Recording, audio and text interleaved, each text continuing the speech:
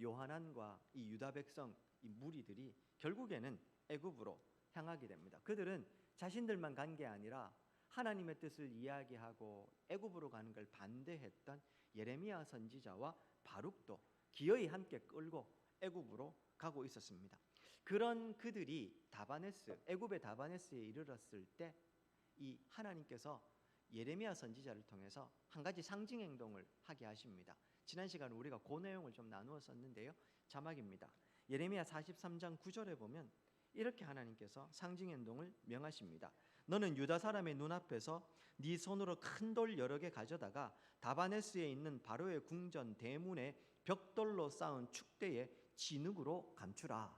복잡하게 되어 있습니다만 이 바로의 궁전 다바네스에 있는 그 앞에 진흙 바닥이었던 것 같은데 그 바닥 파고 거기다가 큰 돌 몇 개 묻어 놓아라.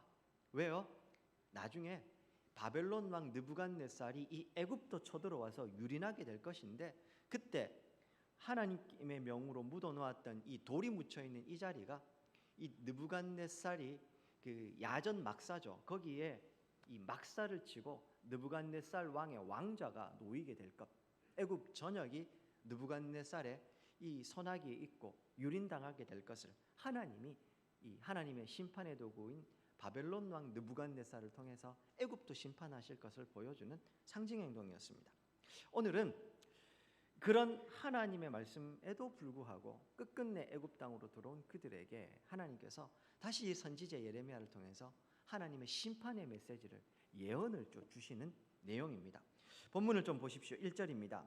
애굽 땅에 사는 모든 유다 사람 곧 믹돌, 다바네스, 높, 바드로스 지방에 사는 자들에게 하나님의 말씀이 임하고 있습니다. 지도를 하나 좀 띄워주시기 바랍니다. 여기 등장을 하는 믹돌, 다바네스, 높 같은 경우는요, 여러분들 지도에서 잘 보이실지 모르겠습니다만 여러분들이 보시기에 이 빨갛게 올라가는 게 저 위에서요, 여러분들 보시기에 오른쪽 제일 위쪽에 보시면 거기에 믹돌도 다바네스도 높도 있습니다. 그리고 여러분들이 보시기에 제일 아래쪽에 보시면 바드로스라고 해서 거기는 좀 큰 이름으로 적혀 있습니다. 무슨 말이냐 하면 애굽 전역을 이야기하는 겁니다. 우리나라 서울에서 부산 이렇게 이야기하는 것처럼요, 애굽 전역을 다 이야기하는 겁니다. 유다 백성들이 애굽 전역에 다 흩어져 살고 있었는데 애굽 전역에 흩어져 살고 있는 유다 백성들, 유다 포로민들에게, 피난민들에게 하나님의 말씀이 임하고 있는 겁니다. 특별히 여기서 노브이라고 하는 지명이 나오는데요, 여기는 오늘날은 멤피스로 우리가 잘 알고 있고 오늘날 이집트의 수도인 카이로에서 약간 남쪽으로 한 20km 정도밖에 떨어져 있는 아주 유명한 관광 지역이기도 합니다. 자, 아무튼 하나님께서요, 애굽 땅에 있는 모든 이 유다 백성들에게 이제 말씀을 하시는데 2절부터 6절 사이에서는 왜 유다가 멸망하게 됐는지, 멸망의 그 원인을 한 번 더 상기시켜 주십니다. 불순종했기 때문에 망한 것 아닙니까? 이 유다 백성들은 아마도 자신들이 힘이 약하고 바벨론이 힘이 강했기 때문에, 혹은 애굽이 제대로 도와주지 않았기 때문에 망했다고 생각한 것 같습니다. 하나님 2절부터 6절에서요, 멸망의 원인이 무엇인지 다시 한 번 더 짚어주고 계십니다. 7절부터 10절까지에서는요, 그럼에도 불구하고 뉘우치지 않고 고집스럽게 여전히 하나님 말 안 듣는 애굽으로 결국에는 와버리는 이 요하난과 유다 백성들을 향해서 책망하고 심판의 말씀을 주시는 내용입니다. 본문을 좀 보시겠습니다. 먼저 2절부터 6절까지 보십시오. 만군의 여호와 이스라엘의 하나님께서 말씀을 하시는데요, 너희가 예루살렘과 유다 모든 성읍에 내린 나의 모든 재난을 보았느니라. 보라, 오늘 그것이 황무지가 되었고 사는 사람이 없나니. 그렇지 않습니까? 시드기야 왕 이후로 유다가 멸망해버린 상황이었습니다. 하나님께서 그거 얘기하는 겁니다. 너희들이 보는 것처럼 지금 나라가 망했고 다 폐허가 되고 황무지가 됐다. 3절, 그 이유는 그들이 자기나 너희나 너희 조상들이 알지 못하는 다른 신들에게 나아가 분향하여 섬겨서 나의 노여움을 일으킨 악행으로 말미암음이다. 너희들이 힘이 약하거나 주변 나라들이 도와주지 않아서 혹은 정치를 잘못해서가 아니고 만군의 여호와 하나님을 떠나서 우상 숭배했기 때문이다. 그렇게 말씀하십니다. 4절 내가 나의 모든 종 선지자들을 너희에게 보내되 끊임없이 보내어 이르기를 너희는 내가 미워하는 이 가증한 일 행하지 말라고 하였지만 너희는 5절 듣지 않았다. 그리고요 6절 보시죠. 나의 분과 나의 노여움을 쏟아서 유다 성읍들과 예루살렘 거리를 불살랐더니 그것이 오늘과 같이 폐허와 황무지가 되었느니라. 그래서 너희들이 멸망하게 됐고 그래서 지금 폐허 황무지가 되어버렸다. 하나님께서 그 말씀을 하고 계시는 겁니다. 우리가 유다 백성들이 이 하나님을 떠난 이후에 어떻게 끔찍한 심판을 받게 됐는지 예레미야서 이 앞부분을 살펴보면서 충분히 좀 살펴보았습니다. 그 중에 한 대목이요. 예레미야 39장에 보면 이 유다의 마지막 왕이었던 시드기야가 어떤 최후를 맞이하는지 우리의 기억을 좀 떠올려 보시면은요. 예레미야 39장 4절로 7절 자막입니다. 유다의 시드기야 왕과 모든 군사가 그들을 보고 도망하되 밤에 왕의 동산길을 따라 두담 샘문을 통하여 성읍을 벗어나서 아라바로 갔더니 성을 버리고 왕과 신하들이 몰래 이제 밤에 도망을 가는 겁니다. 그런데 5절 보십시오. 갈대아인의 군대가 그들을 따라 여리고 평원에서 시드기야에게 미쳐 그를 잡아서 결국에는 붙잡히게 되죠. 하맛 땅 림나에 있는 바벨론의 느부갓네살 왕에게로 올라가매 왕이 그를 심문합니다. 6절 바벨론의 왕이 림나에서 시드기야의 눈 앞에서 그의 아들들을 죽였고 왕이 또 유다의 모든 귀족들을 죽였으며 7절 왕이 또 시드기야의 눈을 빼게 하고 바벨론으로 옮기려고 사슬로 결박하였더라. 이것이 유다의 마지막 모습이었습니다. 시드기야 왕은 두 눈이 뽑히고 사슬에 묶여서 이 바벨론으로 끌려가서 거기서 죽음을 맞이합니다. 그리고 눈 뽑히기 전에 그의 눈앞에서 왕들, 자신의 왕자들, 자녀들과 신하들이, 귀족들이, 백성들이 눈앞에서 죽는 걸 직접 보게 됩니다. 하나님 떠난 인생에게 주어지는 심판이 얼마나 끔찍한지 우리는 예레미야서 본문을 보면서 계속해서 확인을 하게 됩니다. 그 끔찍한 현장을 오늘 이 하나님의 말씀을 듣고 있는 요한안과 유다 백성들도 직접 눈으로 봤습니다. 하나님이 지금 그것을 상기시켜 주고 있습니다. 사람은 망각의 동물이어서요. 눈앞에서 봤던 일도 시간이 지나면 그랬던가 싶습니다. 과거를 인간은 자꾸 미화시키는, 자꾸 잊어버리고 그걸 그랬던가 또 생각하고 그래서 옛날 과거로 또 회귀하려고 하는 본능이 있습니다. 끔찍한 하나님의 심판에 의해서 지금 왕이 지금 이렇게 죽어가는 모습 우리가 본 것처럼 그런 끔찍한 심판을 겪었음에도 불구하고 다시 애굽으로 내려오는 이들의 마음에 뭐가 있겠습니까? 하나님에게 불순종했고 우상 숭배해서 나라가 망한 게 아니라 힘이 약해서 망했다고 생각했으니 하나님의 말씀 또 안 듣고 애굽으로 내려와서 살 길을 찾고 있는 겁니다. 애굽을 의지하는 겁니다. 그것이 얼마나 어리석은지 계속해서 말씀하고 있지만 그들은 듣지를 않는 겁니다. 뿐만 아니라 4절 한번 보십시오. 그들을 그렇게 불순종하는 하나님의 백성들 하나님이 내버려 둔 게 아닙니다. 4절에 보시면요. 나의 모든 종 선지자들 너희에게 보내되어 끊임없이 보내었다고 하나님 말씀하십니다. 한 번, 두 번 보낸 게 아니라 끊임없이 그들이 들을 때까지 계속해서 보내신 겁니다. 그런데 안 들은 겁니다. 예레미야서 우리가 지금까지 1장부터 쭉 살펴보면서 예레미야 선지서가 왜 재미없습니까? 계속 같은 이야기가 반복되니까요. 그렇지 않습니까? 앞부분에 기억하시는지 모르겠습니다. 예레미야가 선포한 하나님의 말씀 예언이 12덩어리 정도로 묶여가지고 앞에서 쭉 나오는 게 있는데 그 12번 덩어리가 계속해서 다 같은 내용입니다. 같은 내용 계속 반복하니 우리가 읽어가도 별로 재미가 없어요. 사건이 나오는 것도 아니고 하나님의 심판의 메시지만 계속 등장하니 예레미야서는 한번 통독하려고 하면 너무너무 어렵습니다. 설교하는 저도 마찬가지로 같은 이야기를 계속 반복하는 느낌이 들어서 어렵습니다. 근데 이 말은 무슨 말이냐 하면 하나님은 예레미야 선지자를 통해서 했던 말 또 하고 또 하고 계속해서 하셨단 말입니다. 너희 그렇게 하면 안 된다, 망한다, 우상 숭배하지 말고 돌아와라. 그런데 안 들은 겁니다. 예레미야만 이랬던 게 아니고요.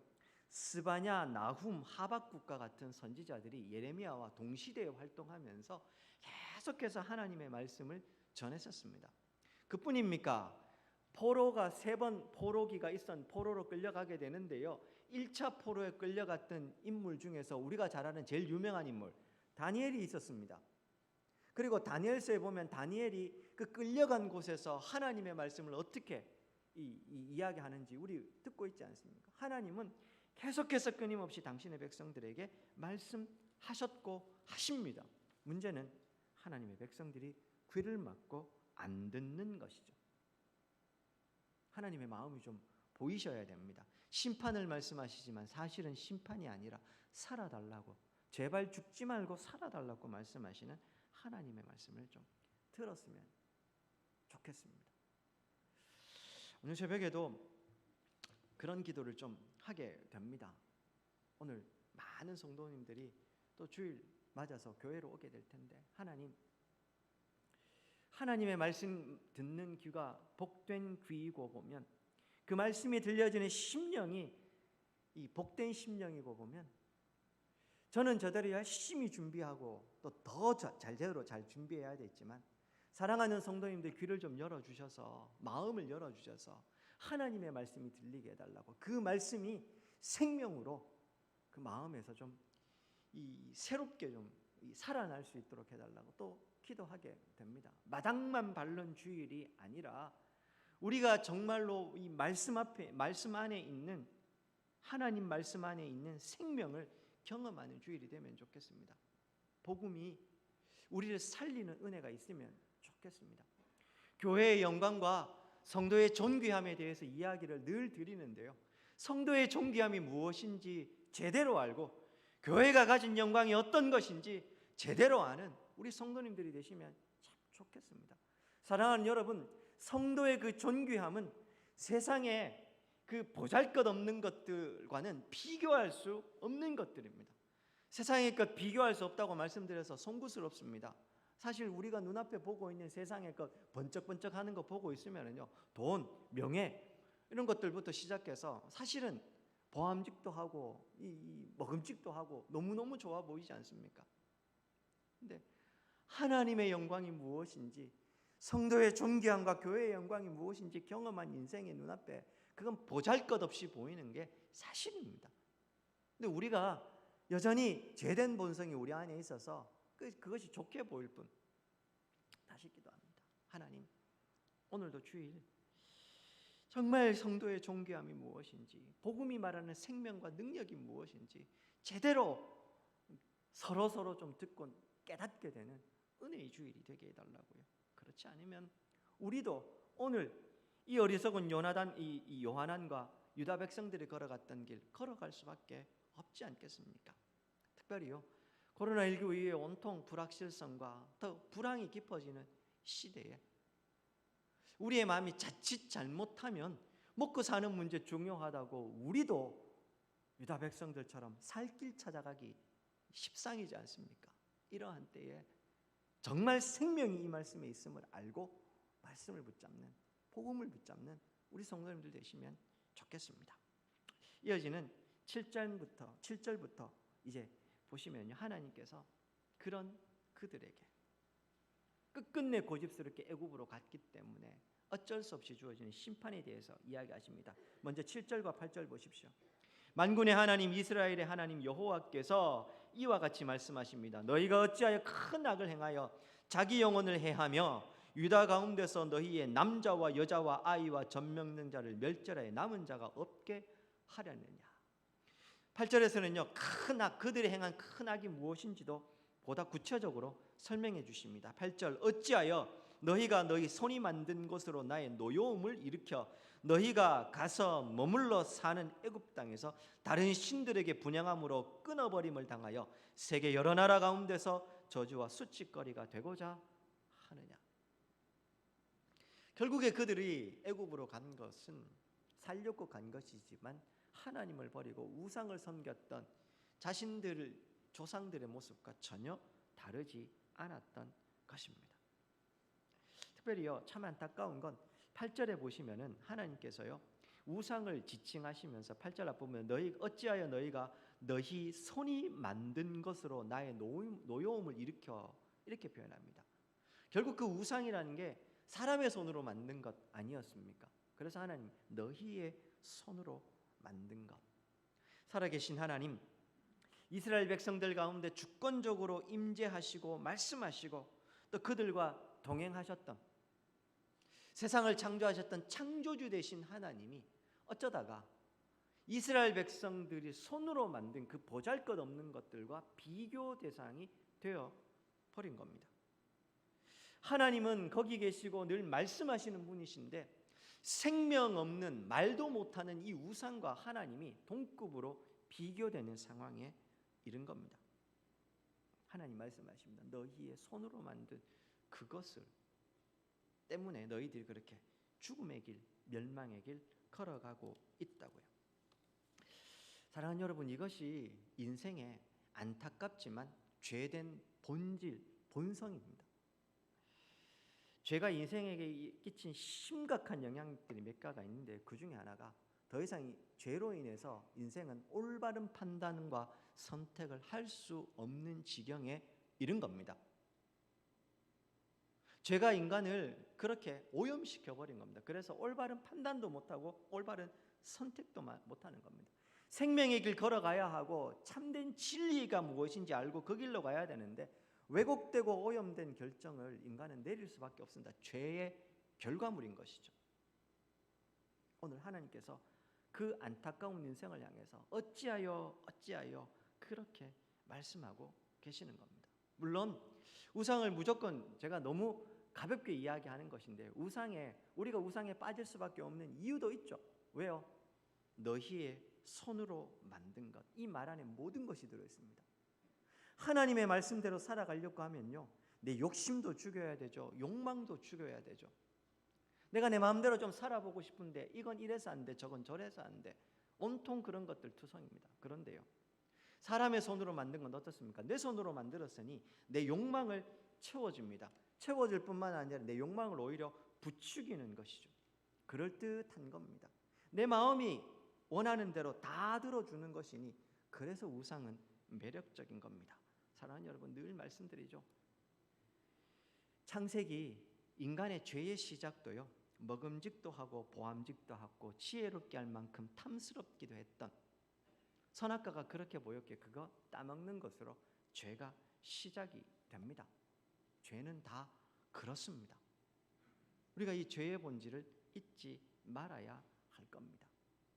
뿐만 아니라 어찌하여 당신의 백성들을 향해서 애타게 부르짖는 이 하나님의 음성도 오늘 이 말씀 가운데서 우리가 좀 읽었으면 좋겠습니다. 우리는 하나님을 자꾸만 엄격한 분, 피도 눈물도 없는 분, 이렇게만 생각을 합니다. 우리나라의 가부장적 이 가족 체제 안에서요, 그 영향으로 하나님 아버지라고 부르는 그 하나님의 신형상, 이마고데이라고 하는데요, 그 하나님의 신형상과 우리나라 가부장 제도의 영향을 비교 분석한 연구 논문들이, 그런 재미있죠. 그런 게 있습니다. 우리가 하나님 아버지로 부르는 순간 아버지라고 부르기 때문에 내가 경험한 우리 가정의 가부장적 가정에서 자란 분들이 아버지의 이 이미지를 떠올리고요, 거기서 하나님을 자꾸만 이 하나님의 모습을 그렇게 자꾸 규정을 하는 겁니다. 우리나라 사람들이 가지고 있는 독특한 신형상 중에 하나다, 뭐 이런 이야기를 합니다. 뭐 그런 것까지 굳이 가지 않더라도 우리는 하나님을 너무 엄격한 분으로만 알고 있습니다. 이건 이래서 안 되고 저건 저래서 안 되는, 그래서 자꾸만요 신앙을 규범을 만들어서 우리를 통제하는 분으로 생각을 합니다. 사랑하는 여러분, 우리만 그랬던 게 아니고요, 예수님이 사역하셨던 복음서의 시대에 보면 안타깝게도 유대 백성들도 어떻게 생활합니까? 율법 이외에 장로의 유전이라는 것까지 만들어서 하나님이 모든 것을 통제하시는 분으로 만들어버리고 모든 것을 정죄하는 분으로 만들어버린 겁니다. 이 유대 종교 지도자를 향해서 예수님께서 하셨던 말씀 기억하시는지 모르겠습니다. 자막입니다. 마태복음 12장에요 6절부터 보면 예수님께서 그런 답답한 이 유대 사회를 향해서 이렇게 말씀하신 제목이 나옵니다. 내가 너희에게로는 성전보다 더 큰 이가 여기 있느니라. 나는 자비를 원하고 제사를 원하지 아니하리라 하신 뜻을 너희가 알았더라면 무죄한 자를 정죄하지 아니하였으리라. 하나님보다 성전, 눈앞에 보이는 성전을 더 중요하게 생각하고 하나님의 말씀 그건 넘어서 자기들이 만들어낸 종교적 그 권력과 그 규범 안에서 모든 것을 다 묶어놓은 것이죠. 8절 인자는 안식일의 주인이니라. 그러면서요 9절 보십시오. 거기서 떠나 그들의 회당에 들어가시니 한쪽 손 마른 사람이 있는지라 사람들이 예수를 고발하려 하여 물어 이르되 안식일에 병 고치는 것이 옳으니까 예수께서 이르시되 너희 중에 어떤 사람이 양 한 마리가 있어 안식일에 구덩이에 빠졌으면 끌어내지 않겠느냐 사람이 양보다 얼마나 더 귀하냐 그러므로 안식일에 선을 행하는 것이 옳으니라 하고 이에 그 사람에게 이르시되 손을 내밀라 하시니 그가 내밀매 다른 손과 같이 회복되어 성하더라. 안식일은 손 마른 사람이 회복되어 성하게 되는 날입니다. 안식일은 마음이 병든 사람이 와서 그 마음이 회복되어야 되는 날입니다. 우리가 이 본질을 잃어버리게 되면 우리도 똑같이 이 복음서의 시대처럼 장로들의 유전이라는 것 만들어서 성경을 온통 규범으로만 다 정해놓고서 사람들을 통제하게 되는 것입니다. 특별히요 저를 포함해서 교회에 앞장서 있는 직분자분들에게 간곡히 부탁드립니다. 신앙을 죽은 종교적 전통으로 만들지 않아야 합니다. 우리 군위 장로교회가 죽은 종교적인 전통들이 지배하는 교회가 되면 안 된단 말입니다. 오히려 어찌하여 하나님 당신의 백성들 죽어가는 걸 못 보셔서 외치시는 이 하나님의 음성이 들려지는 공간으로 만들어야 한단 말입니다. 사랑하는 성도님들께서는요 이것도 안 돼 저것도 안 돼 이렇게도 못하고 저렇게도 못하는 하나님 그런 하나님만 보지 마시고 죽음을 향해 가는 그들 향해서 어찌하여 외치시는 우리 하나님의 마음을 보시는 주일이 되시면 좋겠습니다. 이어서 9절과 10절을 좀 보시겠습니다. 너희가 유다 땅과 예루살렘 거리에서 행한 너희 조상들의 악행과 유다 왕들의 악행과 왕기들의 악행과 너희의 악행과 너희 아내들의 악행을 잊었느냐 10절 그들이 오늘까지 겸손하지 아니하며 두려워하지도 아니하고 내가 너희와 너희 조상들 앞에 세운 나의 율법과 나의 법규를 지켜 행하지 아니하느니라. 하나님께서 잊었느냐 하면서 말씀하시는 거 혹시 어떻게 들리십니까? 눈앞에서 그들은 나라가 망하는 걸 봤습니다. 하나님께 불순종했을 때 얼마나 끔찍한 결과가 일어나는지를 봤다고요. 나라가 망하기 직전에는요 바벨론이 4번에 걸쳐서 침입을 했지 않습니까? 그 위기 상황 가운데 위기 때마다 하나님은 선지자를 통해서 나를 의지하라고 이야기를 하셨습니다. 그럼에도 불구하고 그들은 다시 이 긴박한 순간에 오늘 하나님을 의지하기보다 애굽을 더 의지해서 하나님 가나안 땅 떠나지 말라고 했는데 다시 애굽으로 오는 이 어리석은 요한안과 오늘 이 말씀을 듣게 되는 그 유다 백성들의 무리들. 지나간 역사 속에서 지나간 내 과거의 행적 속에서 교훈을 얻어야 합니다. 우리가 성경 말씀을 읽는 것도요 우리 믿음의 선배들이 어떻게 살았는지 그 속에서 그들이 어떤 길을 걸어가는지 보고 잘못된 길 멸망의 길 같다면 그것을 보고 나는 저 길을 가면 안 되겠구나. 하나님께서 복 주신 길 걸어간 사람들 보면 내가 저 길을 걸어가야 되겠구나. 당연하지 않습니까? 말씀을 살피는 건 그 속에서 하나님의 뜻이 무엇인지 알고 하나님 기뻐하시는 뜻을 행하기 위함입니다. 지나간 과거에서 역사 속에서 교훈을 얻는 너무 당연한 겁니다. 이스라엘 백성들은 눈앞에서 벌어진 사건들을 보면서도 교훈을 얻지 못했습니다. 하나님 그래서 9절에서요 그들의 악행과 이런저런 악행들을 너희들 잊어버렸느냐. 너희들도 잊어버려서 똑같은 악을 지금 행하고 있다는 겁니다. 불순종의 길 또 걸어가고 있다는 겁니다. 사랑하는 여러분, 과거의 역사 속에서 교훈을 얻지 못하는 백성들에겐 소망이 없습니다. 반대로 이야기를 하면 일어난 일들을 곱씹어보고 거기에서 교훈을 얻는 그 사람, 그 교회에 소망이 있다는 말일 겁니다. 바라고 소망하기는요 오늘 이 유다 백성들의 잘못된 선택들을 보면서 우리는 그러지 않아야 되겠다. 나는 그러지 않아야 되겠다. 결심하고 다짐했으면 합니다. 자꾸 우리 신앙을 거창하고 큰 것들로만 생각을 하시는데요. 그렇지 않습니다. 깨달으셨다면 오늘 깨달아진 만큼만 내일부터 내 삶으로 나아가서 실천하고 한번 살아보십시오. 제가 늘 말씀드리지 않습니까? 헌금하는 것도 마찬가지라고 말씀드렸죠. 11조 어떻게 하라고 했습니까? 처음부터 11조 하는 게요, 마음에 안 와닿을 수 있습니다. 그게 너무 부담스러울 수 있습니다. 100분의 1부터 시작해 보십시오.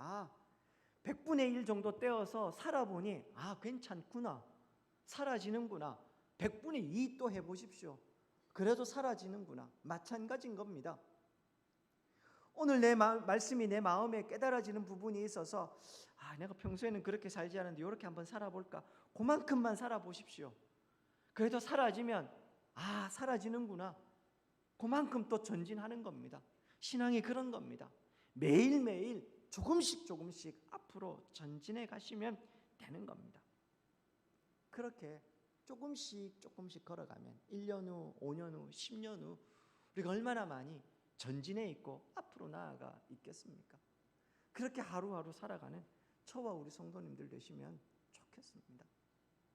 오늘 말씀 들었는데 오늘 말씀 들은 건 들은 거고 내일부터 살아가는 내 삶은 또 그것과 상관없이 또 그대로 살아가고, 목사님은 그렇게 말씀하시는군요. 잘 알겠습니다. 좋은 말씀 잘 들었습니다. 그런데 목사님의 말씀과 상관없이 저는 제 마음대로 성경이 뭐라고 이야기하든 그건 주일만, 그러면 안 됩니다. 사랑하는 여러분, 오늘 이 시대에 교회가 세상 속에서 참된 소금과 빛이 되려면 어떻게 해야 되겠습니까? 전도하는 것 필요합니다. 중요합니다. 해야 합니다.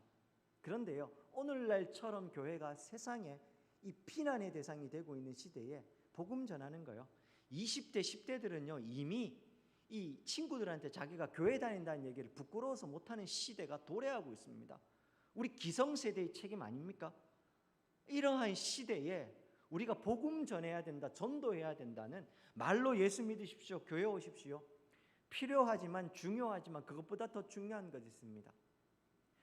저 사람의 삶을 보니, 저 사람이 하는 말을 들어보니, 하루 이틀 열흘 1년 듣고 보니 저 사람은 무언가 다른 세상에 살고 있는 사람 같고 무언가 다른 것 같아. 그래야 되지 않습니까? 달라야 되지 않겠습니까? 연초에 연말이 되면 제가 늘 말씀드린 거 기억하시는지 모르겠습니다. 제가 정말로 할 수도 있습니다. 군이 장로교회 성도의 집 이래서요, 모든 집집마다 하나씩 다 붙여놓고 가게마다 다 붙여서, 그건 세상의 KS 마크보다 더 군이 지역에서는 더 많이 통용되는 것들로, 저 집은 믿을 수 있고 저 집은 어떤 순간에도 나를 믿고 맡길 수 있는 집이다. 그런 집이 되면 좋겠습니다. 그런 성도님들의 삶이 되면 좋겠습니다. 이런 말씀을 드리지만 목사로서 저는 얼마나 목사답게 보이는가 많이 궁금합니다. 사랑하는 성도 여러분, 우리의 삶이 조금씩 하나님을 닮아가고 예수님을 닮아가는 삶이 되기를 소망합니다. 이 마지막 부분입니다. 11절부터 14절에 보시면은요, 하나님께서 그들을 향한 심판의 말씀을 하고 계십니다. 그러므로 11절, 만군의 여호와 이스라엘의 하나님께서 이제 말씀하신다. 보라, 내가 얼굴을 너희에게로 향하여. 하나님의 얼굴을 향할 때 두 가지가 있습니다.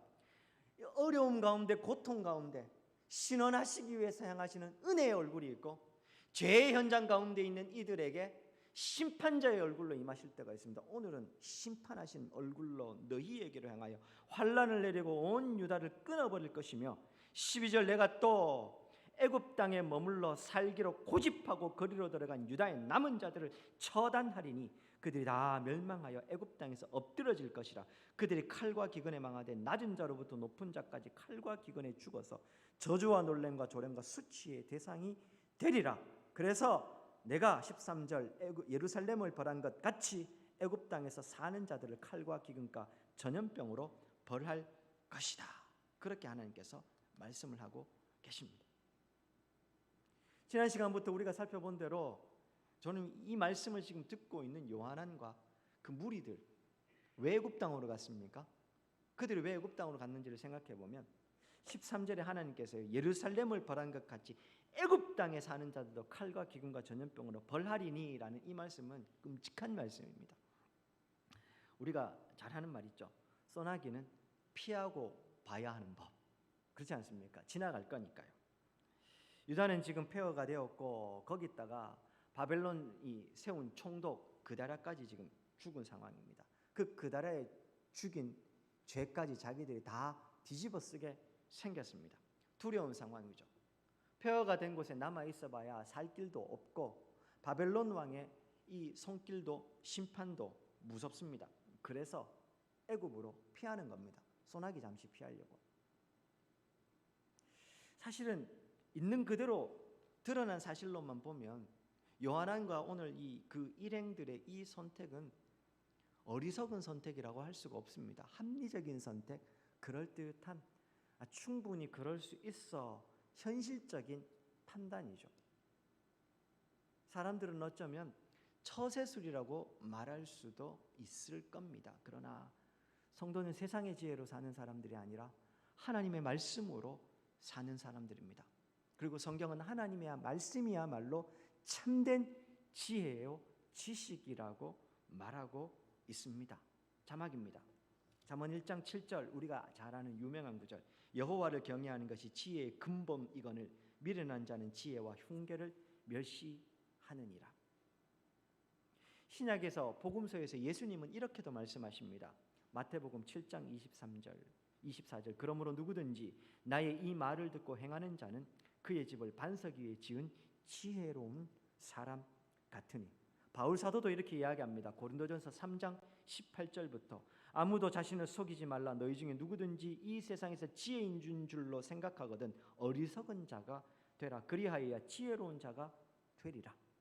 이 세상 지혜는 하나님께 어리석은 것이니 기록된 바 하나님은 지혜 있는 자들로 하여금 자기 꾀에 빠지게 하시느니라 하였고 또 주께서 지혜 있는 자들의 생각을 헛것으로 아신다. 디모데후서 3장 15절, 또 어려서부터 성경을 알았나니 성경은 능히 너로 하여금 그리스도 예수 안에 있는 믿음으로 말미암아 구원에 이르는 지혜가 있게 하느니라. 무엇이 지혜입니까?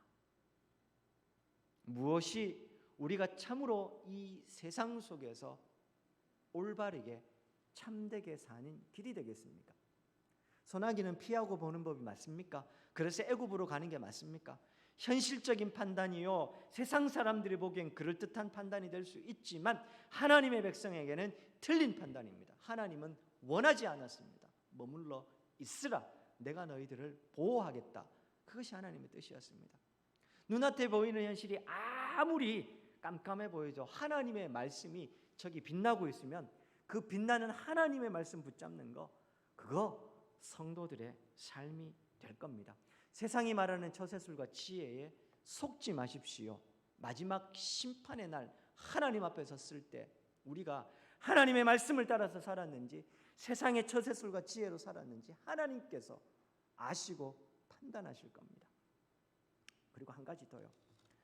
오늘 이 말씀이요, 하나님께서 예레미야 선지자에게 말씀을 주시는 장소가 어디입니까? 애굽 땅입니다. 사실은 이 이야기 하나로 오늘 본문 모든 것이 다 끝났습니다. 하나님은 유다가 망해도 여전히 하나님이십니다. 성전이 무너지고 예루살렘이 없어도 하나님은 하나님이십니다. 애굽 땅에서도 하나님은 말씀하십니다. 심지어 그 애굽 땅에서 하나님이 하시는 말씀은 바벨론도 하나님의 심판의 도구일 뿐이고 그 대단해 보이는 애굽도 하나님께서 원하시면 언제든지 심판할 수 있는 대상일 뿐, 이방 땅 애굽 땅에서도 하나님은 여전히 열방의 주인으로 당신의 말씀을 선포하고 계시는 겁니다. 이런 하나님을 믿음으로 보셔야 됩니다. 그래야 세상의 처세술에 마음 뺏기지 않고 성경이 말하는 참된 지혜를 붙잡는 성도의 삶이 되는 겁니다. 말씀을 좀 맺겠습니다. 사랑하는 성도 여러분, 오늘 본문에 읽다 보면요, 유난히 악행, 악, 이런 환란, 이런 말들이 자주 나오죠. 2절에 보시면 재난이라는 단어가 나오고요, 3절과 8절에 보면 악행이라는 말이 나오고 5절과 7절에 보면 악이라는 단어가 나오고 11절에 보면 환난이라는 말이 나옵니다. 하나는 악이나 악행은 유다 백성들이 하나님을 떠난 행위를 이야기하는 거고, 재난, 환난이라는 말은 하나님이 악행을 저지른 그들에게 주신 심판을 뜻하는 거죠. 그런데 재난이나 악행이나 악이나 환난이나 우리나라 말로는 다 다른 단어로 번역이 됐는데 히브리어 원어로는 라아라고 해서요, 같은 단어를 쓰고 있습니다. 이게 무슨 말일까요? 하나님의 백성이 하나님을 떠나는 악을 저지르는 순간 그 악은 곧 재난으로 이어진다는, 이 제 말이 아니고요, 히브리 사람들, 유대인들이 가지고 있는 히브리 사상의 한 축입니다. 하나님의 백성이 하나님을 떠나서 우상을 숭배하거나 불순종하는 악을 저지르면 그 악이나 악행은 그대로 재난과 이 환난으로 이어진다. 즉 등호 표시가 되는 것이죠. 그 사상이 반영돼서요, 오늘 본문에서도 악행으로 혹은 악으로 혹은 재난으로 혹은 환난으로 번역됐지만 다 똑같은 단어 라아라는 단어로 번역이 되어 있는 겁니다. 하나님의 백성이 하나님을 떠나면 그것이 악이고 악행이고 그것은 곧 우리에게 재난으로 다가오게 될 것입니다. 저는 이 정의가 오늘 우리의 삶에도 그대로 주어진다는 것 기억하셨으면 합니다. 하나님 떠난 인생에게 소망 없습니다. 제가 그래서 늘 말씀드리죠. 어려움이 오면 사람들이 제일 먼저 하는 게 뭐냐 하면 기도를 멈추는 겁니다. 어려움이 오면 사람들이 제일 먼저 하는 게 뭐냐 하면 교회를 떠나는 겁니다. 아니라고요? 진짜 어려움을 안 당해 보셔서 그러실 수도 있습니다. 제가 말했죠. 기도해야 되겠구나. 그건 재난이 아닙니다. 진짜 어려움이 오면 아무 생각이 없어지고 머릿속이 하얘지지 않습니까? 근데 안타깝게도요, 적지 않은 성도들이 그런 순간이 되면 제일 먼저 기도를 멈추시더라고요. 그리고 예배 오는, 교회로 오는 빈도가 줄어들기 시작합니다. 목사님, 살아야죠. 살기 위해서 성경 말씀을 펼치는 게 아니고 휴대폰을 펼칩니다. 그리고 그 속에서 나를 살려줄 사람이 누가 있는지 찾습니다. 그러면서 하나님을 떠나가는 것이죠. 안타까운 일입니다. 근데 그 하나님 떠난 인생에게 참된 생명이 있겠습니까? 없습니다. 없습니다. 하나님을 떠나 우상을 숭배하는 순간 그건 재난과 환난으로 이어지게 될 겁니다. 이거 잊지 않으셨으면 합니다.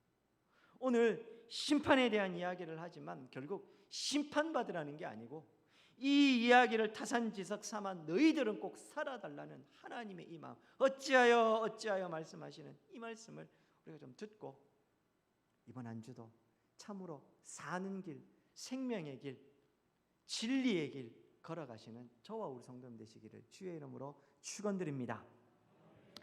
오늘 말씀을 기억하시면서 우리 한 번만 기도했으면 합니다. 다짐하면서요, 들으신 말씀의 내용을 좀 상기하시면서 하나님, 그렇습니다. 하나님의 말씀을 듣는 귀가 복된 귀입니다. 하나님의 음성을 듣는 귀를 열어주시옵소서. 참으로 사는 길, 생명의 길 걸어가는 저의 삶이 되게 해주옵소서. 우리 교회 되게 해 주시옵소서. 우리 한번 결단하며 다짐하며 기도하시겠습니다.